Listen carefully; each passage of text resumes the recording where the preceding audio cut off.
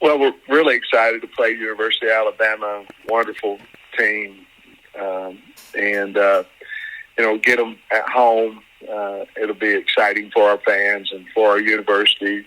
Get a great program like that on campus, and we have ultimate respect. They have a lot of fine players, two of the finest on both sides of the ball in the country, and we have a huge challenge, but we've had a good week of practice and exciting for the opportunity.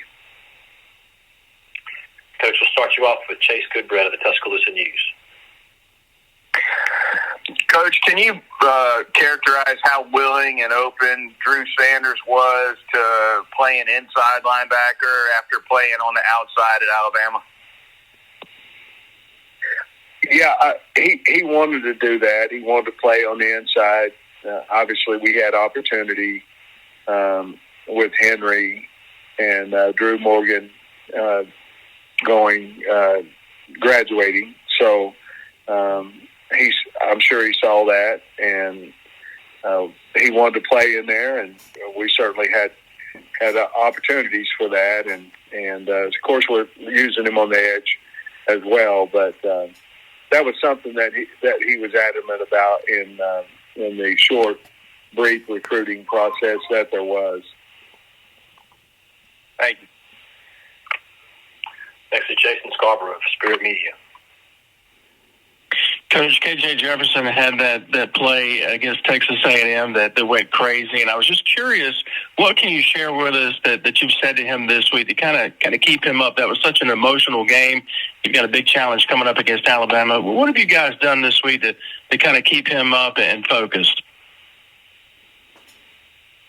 You mean you're talking about the one play of the game? You're talking about the fumble? Yes, sir. Where he tried to jump into the end zone and everything just kind of went crazy after that. He had a lot of really good plays as well. But,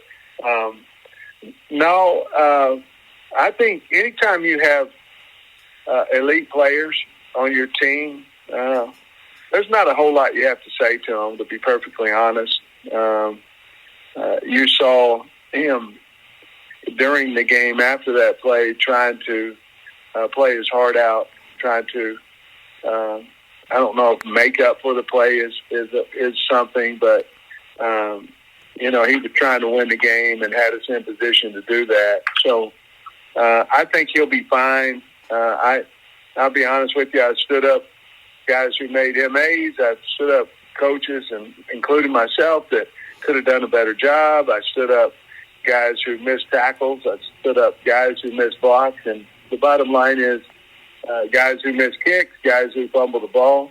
And the bottom line is the entire team stood up. We all made mistakes. Sometimes they're just bigger than others because of the situation and the timing of the game that they happened. But it was a mistake, and we had everybody on our team that made it a mistake, and the coaches as well. So we all had to just move on from it. And he's done a really nice job doing that this week. We don't have time to feel sorry for ourselves. We've got the University of Alabama. We're needing to play, and so that's kind of how we handled it. He's fine. A quick follow-up to that, your defensive unit leading the country in sacks. What do you attribute this success to that's allowed you guys to get after the quarterback as well as you have? Well, I think the big part of it is that, obviously we are doing that.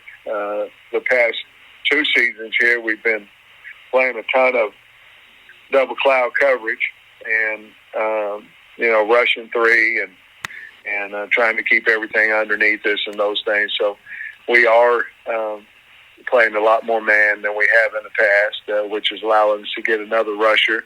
Obviously, Drew Sanders has something to do with that.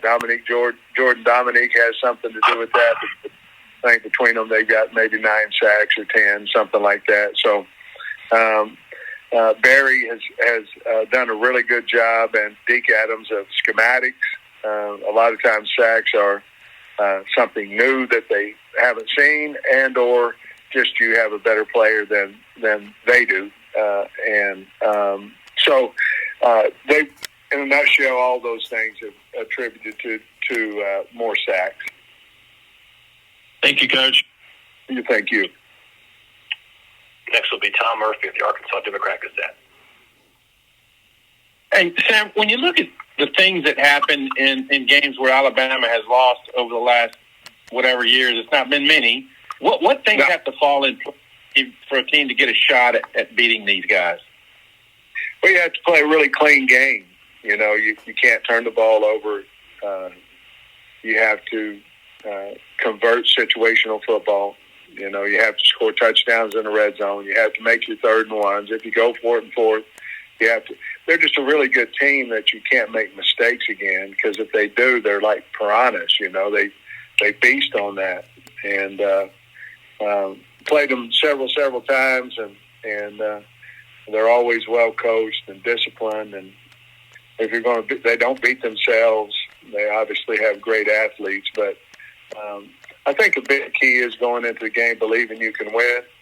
I think there's not a whole lot of teams in the country that go into a game thinking they can beat Alabama. I may be wrong, but there's some, but there's not a bunch. And you have to have that belief, and then you have a chance. If you can get a whole team full of guys that believe they can win, then you have a chance. Yeah, we were still at the practice viewing yesterday. Saw you guys kind of doing tackle circuits and ball security stuff. Do you feel like you're making progress on the open field tackling? Well, we sure are working on it. I can promise you that. It's a big emphasis for us as well this week of starting fast in the 3rd quarter and hanging on to the football like you just alluded to, Tom. But you kind of got to wait till Saturday to feel like if what you're doing is working. We certainly are emphasizing it, and hopefully we'll be better at it. We certainly think we will be, because we're practicing specifics. But I think you got to wait till Saturday to. A lot of that is closing air, closing cushion. You're going to be a much better tackler in a phone booth than you are, out on the highway. And so we've got to close the space down better as well. Next is Nick Alvarez of AL.com. Hey, Sam, I was wondering, even though the stats aren't necessarily there turnover-wise for the Alabama defense, how hard is it kind of game plan kind of against Will Anderson and the rest of that unit? Well, the game plan, you can look at it as very similar to each and every year as long as Coach Saban has been the head coach at Alabama, because they're going to be very similar to what we had at Georgia, because Kirby was there, and Dan Lanning at Oregon, and all these different people that's gone through Coach Saban's tree. And you hit it on the head. It's the players, and so what you try to do going into a game is you find, and of course they had several of them. I think To'oto'o's playing his best ball I've ever seen him play. And so you go in there and you go, okay, who do they have that can run our game plan? And they had several guys. Obviously you mentioned Will, and I think To'oto'o is one of those guys, Byron Young. I mean, they have a lot of guys, Moody, Helms, Battle. They got a lot of guys that can run your game plan. So you just go through that, and you have a base game plan, and then you better have an answer for their freakish type athletes and players. And they've got so many of them, it's hard to do, but certainly you try to eliminate the guys that can change the outcome of the game. So we know where they're going to line up, just like everybody who plays them. The problem is blocking them and running past them. And so we have our specifics for that. But other than that, they've been the same type defense for years. It's just the players have been different. Coach, we'll take one more. We'll go with Andrew Hutchinson of Best of Arkansas Sports. Yeah, Coach, y'all have played 4 games now, and you've got a handful of freshmen who've played in all 4 games. With the 4-game redshirt rule, are there any guys you have to make decisions on now, or how do you approach that 4-game redshirt rule? Well, we really don't ever decide to redshirt somebody, to be honest with you. I think it just kind of happens. However, Tyrus Washington has been a guy we've used on kickoff return, and you and I both know that probably 85%, 90% in this league of the kickoff returns, you don't have an opportunity because you're kicking them out of the back of the end zone. So that would be the one guy that I have told our staff, hey, listen, let's take him off of special teams, and if we need him to play tight end to win a game, then we will go ahead and do that. If not, then his 4 games have been played. That would be the only guy right now that's kind of not obvious, to be honest with you. Coach, thank you. Thank you. We know this is going to be a really tough game for us. They got a really good team, tough team, play with really good culture, physical, run the ball really, really well, got great balance on offense. Quarterback is over 300 yards of total offense between throwing and rushing, and they got 20 sacks on defense and play really, really sound, solid, well-coached defense. So this is going to be a different kind of challenge for us, really tough game, and going to have to answer with how we play. We'll begin with Bob Holt of the Arkansas Democrat-Gazette. I'd ask you about a couple of Georgia Tech transfers on each team. I guess first, Jamar Gibbs. How for you guys? Seems like he's really making a lot of plays in the passing game. And then number 14 for Arkansas, defensive end, Jordan Dominic's got 4.5 sacks. What are you seeing from him? Yeah, well, Jameer's done a great job for us. He's got great quickness, really good receiver, really good runner with the ball in his hand in space, and so he's added an extra dimension and certainly been a weapon for us. And look, Arkansas's got 4 or 5 guys that can really rush, and 14's one of them. So they got a really good scheme too in terms of how they pressure the quarterback and how they rush things. So it's going to be a real challenge for us, and he's going to be a challenge for us as well.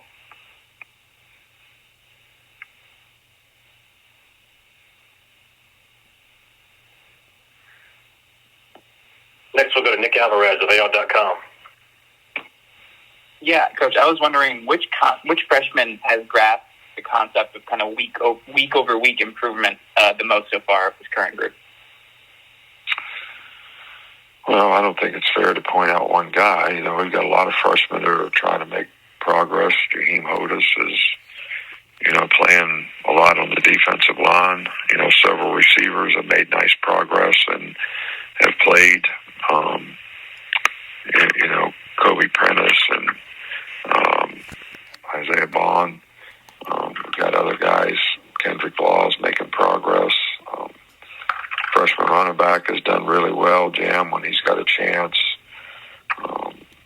52 is, played well when he's played in the offensive line. So, it's really not fair to single out one guy. And I think all those guys are making progress, and we need, more of the guys to continue to make progress.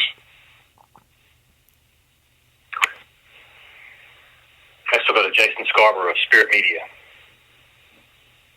Coach KJ Jefferson, such a big physical quarterback. Does he remind you of anyone that over the years that you've coached against? Does anyone come to mind immediately?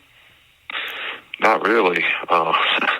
This guy's pretty unique, and he's does a really good job of executing what they want to do on offense, and whether it's quarterback runs, whether it's passing the ball, whether it's scrambling, extending plays and passing plays, being able to, make plays with his feet, but also extend plays and make plays down the field. So he's a pretty unique guy, and big, physical, hard to tackle, hard to sack. I got a tremendous amount of respect for the way he plays. Thank you, Coach.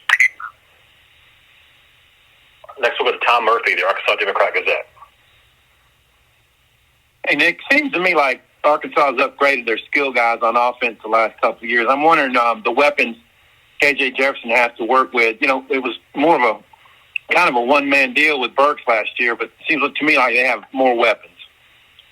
Yeah, I think, you know, Burks was obviously a fantastic player and made tremendous plays. I think they've got, you know, 3 or 4 guys now that all are very capable of making plays. So, you know, and they get the ball spread around pretty good to all those guys, and tight ends a threat as well. So I would agree with you that they have, you know, more explosive players, you know, playing receiver, you know, this year all the way around.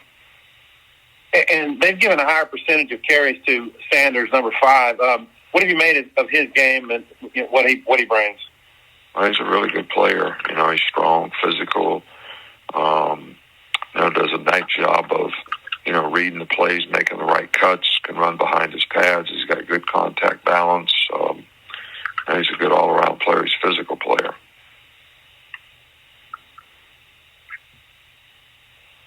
Next, we'll go to Steve Moulton at WZZN. Coach, appreciate the time as always, sir. I was wanting to ask about the Arkansas wide receivers, Hazelwood, Landers, Knox. How big of a challenge are those trio right there in terms of covering them right way in the secondary, Coach? Well, I think, you know, I just was asked a similar question by the last guy, and, you know, all 3 of those guys have great speed. They're explosive guys. They take a lot of shots on offense, and these are the right kind of guys to do it with, and they've all been very, very productive, and it's going to be challenging for us to, you know, when you play a team that runs the ball as well as these guys do and has great balance, has a quarterback that's a dual threat. It's a real challenge to the defense. They got a great scheme on offense, and, you know, it's going to be the most challenging game we've had to this point, no doubt. And coming off of the Vanderbilt game, you guys looked awfully efficient, Coach, of maintaining that level and raising it. How big of a challenge is that for your squad, Coach? Well, it doesn't really make any difference what we did in the Vanderbilt game and the next game. So they better look at it as a challenge. As, you know, it's a different kind of challenge. It's an SEC game. It's on the road. It's against a really good team. So that's a challenge. Thank you, Coach. Coach, is going to wrap you up this week. Thank you. All right, thank you.